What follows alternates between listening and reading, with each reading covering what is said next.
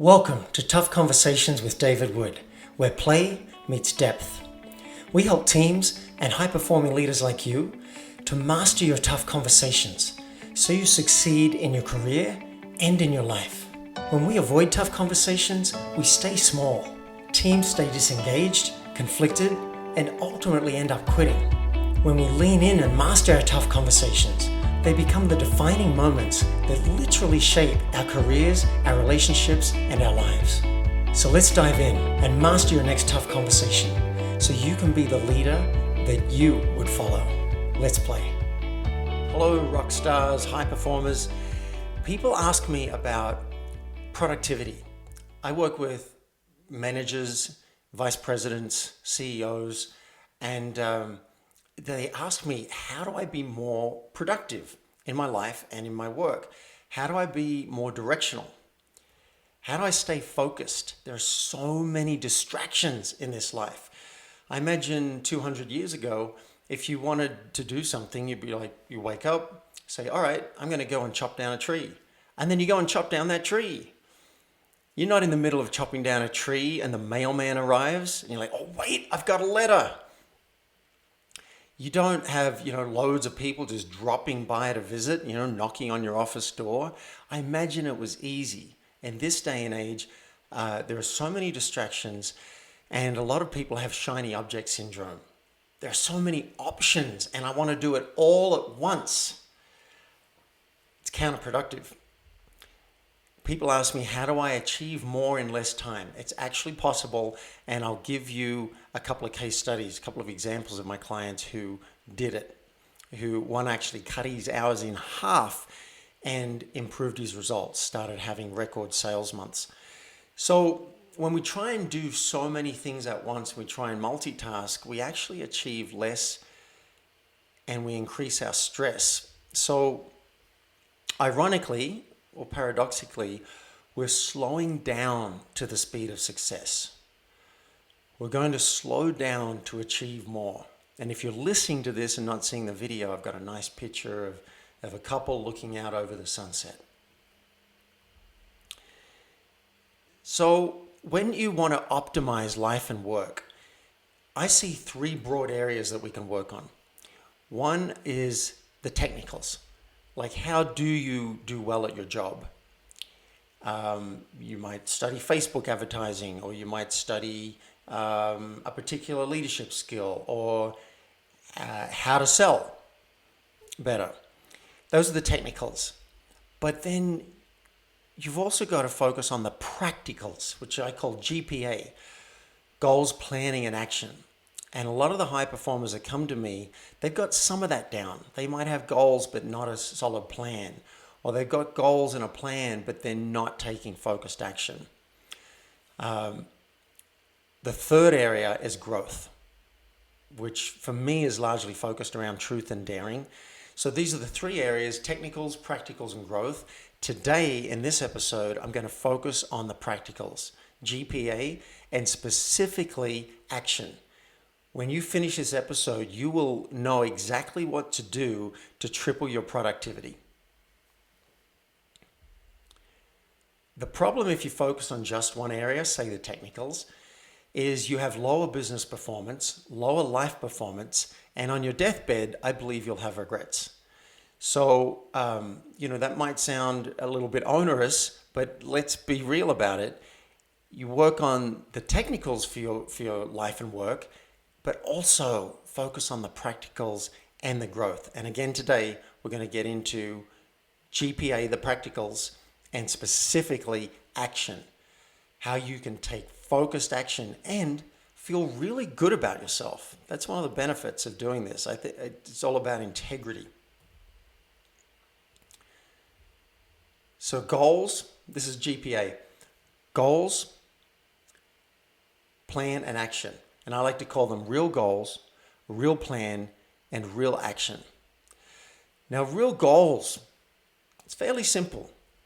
Is there a time frame? Let's say 12 months. It's got to be a specific time frame. Are the goals specific and measurable? Not just like I'm going to do better, right? Or I'm going to be healthy. How are you going to measure it?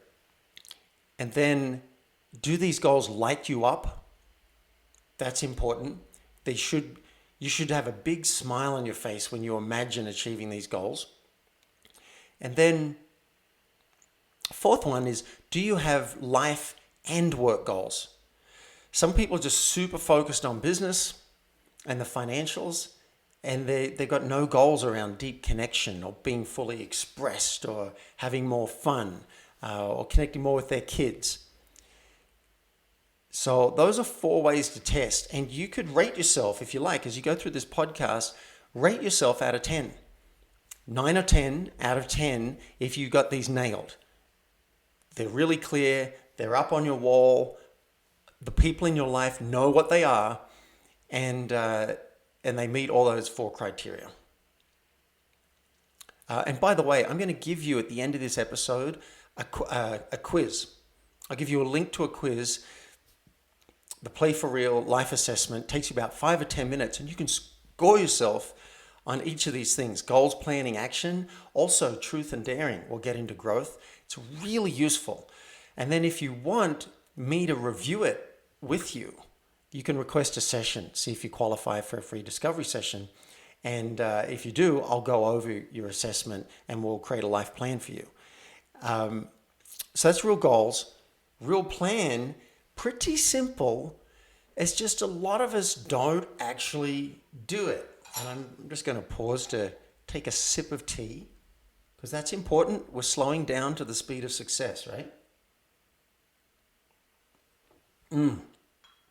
Chinese breakfast tea. Highly recommend it. So plan, you've got your goals. Let's say you've got your goals. Have you broken it down into, this is what I need to achieve each month to get there? If it's a 12-month goal, what am I going to do in month 1, 2, 3, 4, 5, 6, right through to 12? You may not be able to stick to the plan. That's another thing. But do you have a plan? You can then break it down into the week. Like say, all right, I know what my monthly targets. Each week this month, this is what I need to achieve. And then if you want to take it further, all right, this week, I know this is my target to reach my ultimate 12-month goal. So what am I going to do each day? What's Monday look like? What's Tuesday look like? What's Wednesday look like? That's a real plan. So score yourself, and you can pause the video or the podcast and just give yourself 9 out of 10 or 10 out of 10 if you've got a super detailed plan that feels really good for you. Or it doesn't have to be super detailed, but it feels solid. You know exactly what to do each day, each week, each month. Then score yourself, say 9 or 10. And if not, give yourself a lower score so you know that this is something that you could work on. All right. This is the focus of today's podcast, is really action. Let's assume that you have real goals. Let's assume you have a real plan.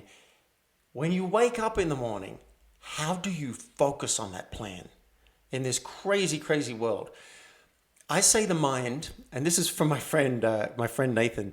He says the mind is like a monkey on crack. It really is. The mind is wanting to jump from this to that and whatever. The mind's an incredible tool. And unfortunately, it sees all the possibilities. It's not just like my puppy playing with a bone and that's it, just present moment. No, the mind has the ability to time travel. I'll get into that a little bit more. It sees all the possibilities, and it might want to do 20 things today. It might want to do 3 things at once because it thinks it's helping you. Now, the problem with that is what we get when we try and multitask, we try and do too many things, is we get entertainment, not results. It's fun. We get a dopamine hit every time we respond to an email, every time we check a text message. So we get entertainment by trying to juggle a whole bunch of projects, but we don't get results, and we do get stress. It's very stressful. And it's not in my slides, but I want to add this. When you wake up and you say, this is the most important thing for me to do today, and then you do it, you focus on it, you put aside everything else, that's integrity. that feels really good. I had a rare experience of this when I was writing my book. If you've ever tried to write a book, it can be very challenging, lots of distractions. How do I sit down and actually do it? And I had somebody, no, I didn't have somebody. I decided that for 30 days, until 4 p.m. each day, I would not touch anything that wasn't book. Not touch it. Not email, not text messages. I even decided not to speak. This is an extreme version, right? But I want you to get the picture. I decided not to speak to my housemate. And I let her know what was happening. So if she spoke to me, I'd just nod and smile and wave. I might write a note. But I was so focused on that book. And I felt such a sense of peace because I was in integrity. I was working on the thing that I had said was most important. And I want you to have that. So the mind is like a monkey on crack. We're generating stress for ourselves by not focusing. We're also decreasing our results. We're taking a lot longer to get where we want to go. And for some of us, we're not even getting where we want to go because mind's like a monkey on crack, jumping around from thing to thing to thing. In fact, what's interesting is you have so many distractions coming in from the external world, Facebook, Messenger, Instagram, phone calls, voicemail, text messages, email. You've got all of that. People knocking on your office door, kids coming, your partner wants something from you. We've got all that external stuff. But even when that's turned off, you've got your own mind to deal with. The own mind that says, oh, I just need to reschedule that doctor appointment. Or I forgot to do that. Let me just go and handle that. Or, oh, look, I'll go and do some filing. So let's acknowledge the odds are kind of stacked against you a little bit. A lifetime of habit, of shiny object syndrome and distraction is what stops, in my belief, what stops most people from focused action and really getting the results they want. But fear not, I'm going to give you a simple 5-step process so that you can triple your productivity. It's not necessarily easy, but it is simple. And if you fall down at first, that's fine. Dust yourself off and keep applying it, because I've had clients spend 6 to 12 weeks practicing this and developing a new habit of focused action. So I say focused attention equals success, and it feels good. Now, before I give you the 5 steps, a couple of metaphors. One, I like to use a ship metaphor, and if you can't see the video, I've got a very nice picture of an old ship, set sail, it's on the ocean. I believe humans, we can be likened to a ship on the ocean. Now, it's fun to just be blown around and just be enjoying the water and responding to what happens. And, oh, line breaks, we're going to handle that. And, oh, there's a seagull, let's go over there. That's great. There's nothing wrong with that. Thomas Leonard was a mentor of mine. He's considered the father of coaching by many people. And Thomas liked to navigate by curiosity. He'd wake up each day and just do what felt right. So that's a valid method, but it doesn't work for a lot of people. So I think what also can be fun, and you might find more productive, is pick a direction. I'm going to navigate to here. We're heading for that island. We're setting our sail in a particular way, and we're setting our rudder. And so we are being directive about our day, our week, our month, our year, and our life. I like that. I'm biased towards action, and my clients tend to be as well. So I'm a fan of this model. Now, you'll still be blown around on the ocean, right? You still might be blown off course, but you've set your direction and you come back on course each time. And that feels really good in my experience. To be really directional, I also like to call this having agency, being cause in the matter. So that's a ship metaphor. And then here is the manager-worker I don't know if I'd call it a paradox or a conundrum or a metaphor, but I'll definitely call it a challenge. I believe there are two parts in us. We've got the part of us that's a manager and is able to time travel. The animals don't have this. We have this. We can look at our day and say what's most important. We can say, if I don't do this, what's going to happen to me? If I do this, what's the good stuff that's going to happen? We can look forward a month, 6 months, 12 months. That's a blessing and a curse. It's a blessing because it put us at the top of the food chain. It's a curse because it can cause a lot of stress, particularly when it's time to get something done and the manager's still active. The manager's still online. The manager's still, but we really need to get this done, and we really need to get this done, and we don't actually have time to do this. That's a time to shut the manager up and get to work. So you've got the worker as the other part that lives within us. This is a simplistic view of a human being, and the worker can just get stuff done. It's not cursed or distracted by the manager that's got all these other plans and asks all these other things and does all these time travel and does all this worry about the future. The worker just gets stuff done. So a key to great productivity and great peace, I say, is to toggle back and forth at appropriate times between the manager and the worker. So I'm about to give you the 5 actions, and I'll give you a little preview. You'll set the day before the 2 most important things that you want to achieve the next day. That's the manager getting involved. And then you write it down. Then the manager goes offline. Enjoy your kids, your family, your life. Go to sleep, rest.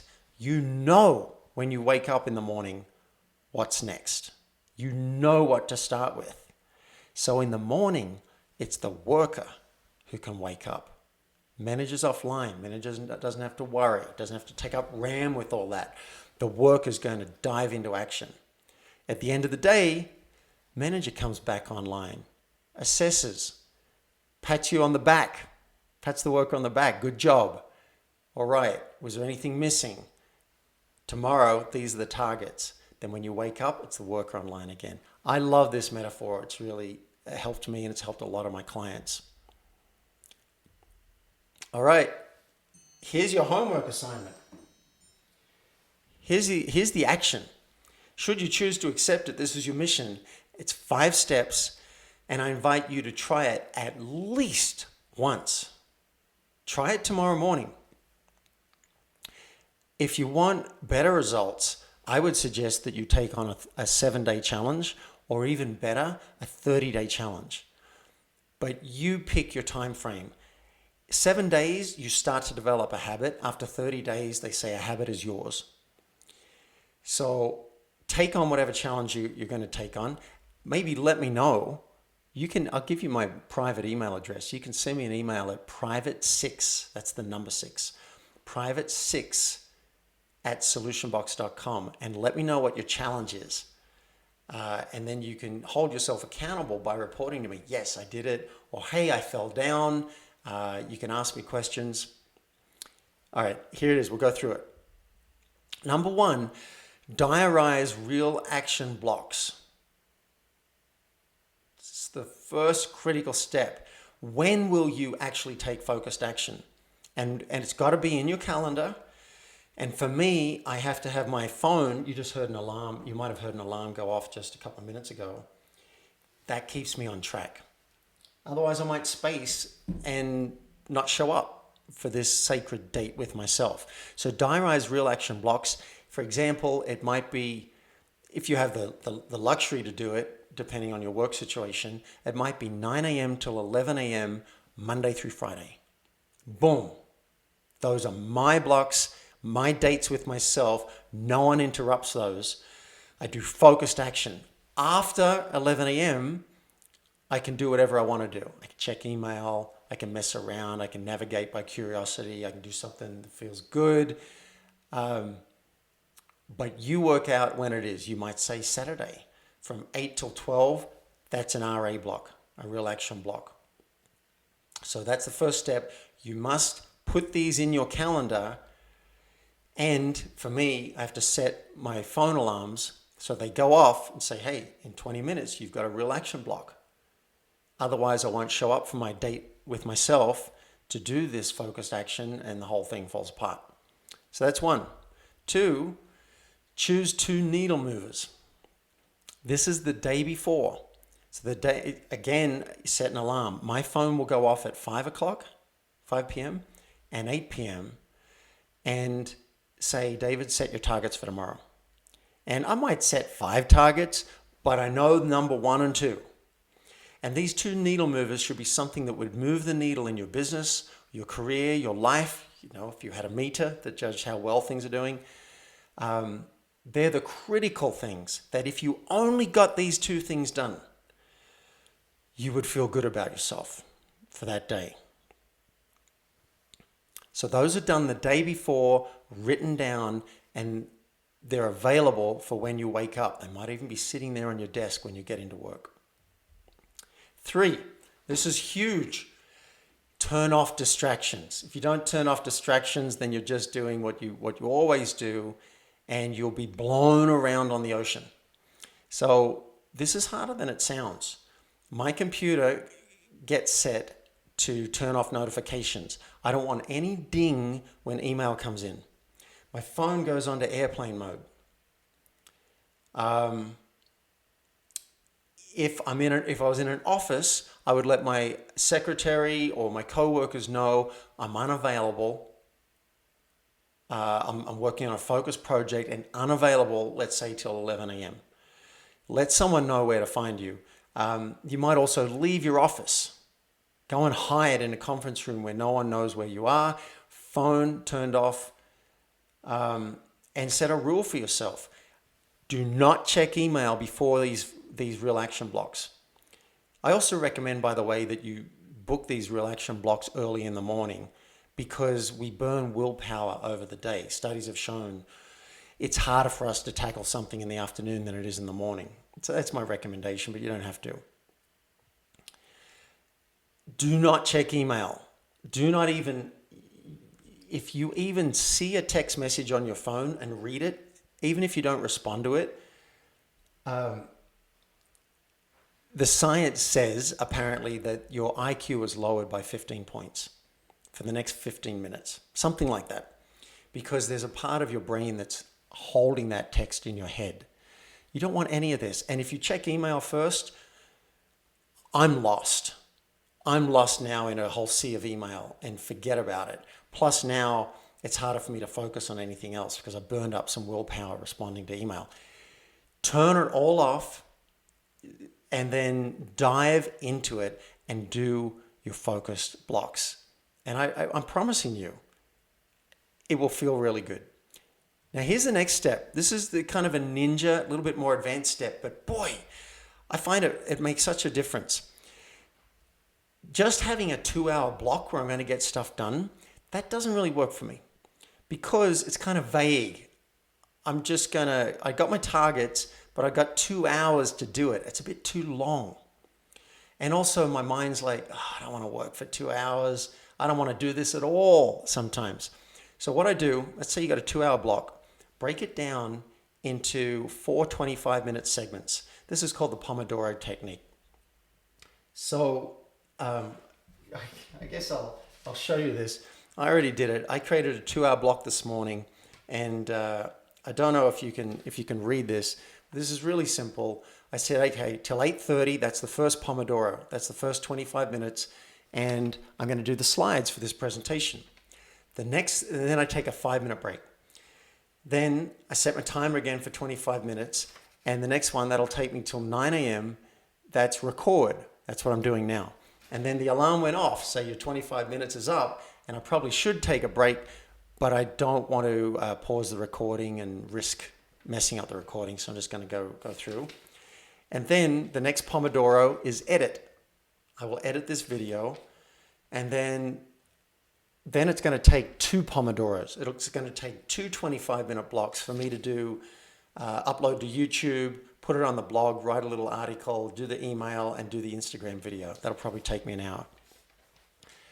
So what I love about this is you're creating a 25-minute sprint.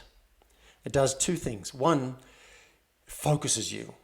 You know what the target is, and I'm much less likely to get distracted because I know I've only got 25 minutes. I'm kind of working on a sprint. The other thing it does is it forces a break at 25 minutes. I have to go and move my body. Maybe I'll play with my puppy for a while. I might make a cup of tea. I might move my body, just dance for a minute. It feels good. It's like a little bit of a reward. And then here's the kicker. I want to get back to it.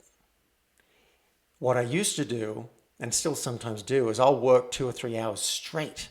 Kind of burn myself out. It's no wonder I don't want to work the next day. But if you make yourself take a break before you want to, then you'll be hungry to get back to it. And then step 5 is the fun 5-minute breaks. So to recap, diarize your real action blocks. You might just say, tomorrow morning, I'm going to test it out. 9 till 11, it's a 2-hour block. Choose the 2 needle movers the day before. Write them down. These are the 2 things that I will achieve in that block. Turn off all distractions, harder than it sounds. Set your 25-minute targets for that block. If you've got a 3-hour block, you might have 6 25-minute targets. You break it down into little pieces, which brings us back to the planning part of goals, planning, and action. And then make sure you take the break. Sometimes, okay, if you want to cheat a little bit, I might reset the timer for 10 minutes because I'm in the middle of something. I really don't want to stop. But when that second timer goes off, I have to stop. It's a game. So I want to give you a quick example of evidence this works because, yeah, I'm telling you this and I'm telling you that I work with clients and I've been coaching for 20 years, but I want you to know of like even a name, and here's a photo if you're watching the video of someone who's applied this and had outstanding results. So this is Bradley Long. He's got a website called shoptimized.net, and he creates themes for people who use Shopify and sell things in e-commerce. And Bradley was already doing really well. He just had shiny object syndrome. He liked to try and do a bit too much, and focus was an issue. And he's like, can you help me with focus? I said, yeah. Seems pretty simplistic. You know, we probably might do 20 other things too, but yes. And he ended up moving to Costa Rica with his family, 4 kids, cut his hours in half by applying these focus techniques and started hitting monthly sales records. He cracked 100,000 in sales for the first time and then just kept beating it. And he had a 5th kid. So that's an example of how you can actually achieve less with more simply by focusing. So if you're thinking, oh, this is I don't have time for this, you don't have time to not do this. Mark Twain said, 20 years from now, you will be more disappointed by the things that you didn't do than by the ones you did do. So I want you to be really clear on what's important to you in life and work and to apply focused action towards getting it. Even if you don't get the exact results you want, the integrity feels really good. And one last example, Dennis Mauser has got a great product, Elon.nl is his website, and it's a product for women who have issues with itching around the bikini line when they're shaving. And I'm pretty sure the business has over $1 million in revenue, and we worked on goals, planning, and action.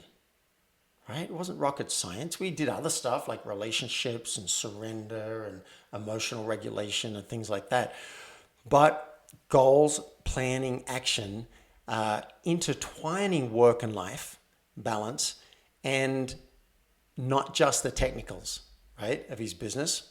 He just said to me recently, he said, that's one thing I loved about it, is that as we work on life, it improves the business, and as we work on business, it improves the life. And he started hitting record sales months as well after like a month or 2 into the coaching. So this is evidence that if you focus on goals, planning, and action, life and work both get better.